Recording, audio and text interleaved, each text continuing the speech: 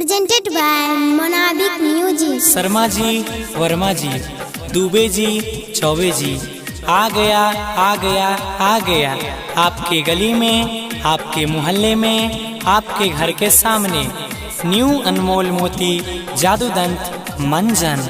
अरे की बात छे तो मंजन बेचे लगली रे। अरे की बताइए तो जहिया से छोड़ के गेली न देखै छी कैसन हाल भए गेल छै।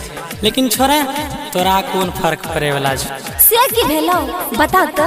ले सुन ले खगड़िया वाला मंजन सिंगिंग बाय गौरव ठाकुर। प्यार में हमरा कर देले छौरिया इतना गंजन के। की भेलो प्यार में हमरा कर देले छौरिया इतना गंजन के। तोरा चक्कर में बेचे लागलियो खगड़िया वाला मंजन के। तोरा चक्कर में बेचे लागलियो खगड़िया वाला मंजन के। काटै छियै दिन घुम घुम के करै छी मनोरंजन के। सुनै छी धंधा में दिल लगाई लेलियै होय छै मनोरंजन के। तोरा चक्कर में बेचे लागलियो खगड़िया वाला मंजन के। अच्छा तोरा चक्कर में बेचे लागलियो अनमोल मोती मंजन के। यह प्यार रहो तोरा चक्कर में बेचे लागलियो। तोरा चक्कर में बेचे लागलियो खगड़िया वाला मंजन के। सोचने रही है तोरा साथे घर परिवार बढ़ैबै। तो कैला ही गजदारी मंजन के व्यापार बढ़ैबै। मंजन के व्यापार बढ़ैबै। मंजन के व्यापार बढ़ैबै। सोचने रही है तोरा साथे घर परिवार बढ़ैबै।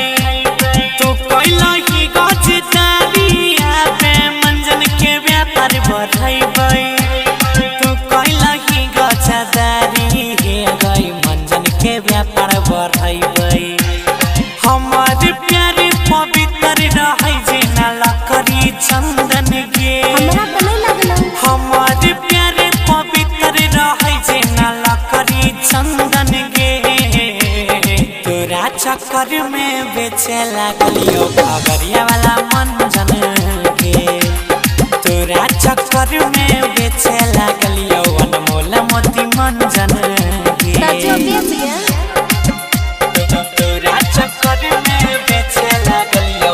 तोरा चक्कर में बेचे लागलियो खगड़िया वाला मंजन के। जहिया अंगनवा में खेलत हर घर तोर नाती पोता। लाले मंजन यूज करी हे गई दांत नहीं है तो खता।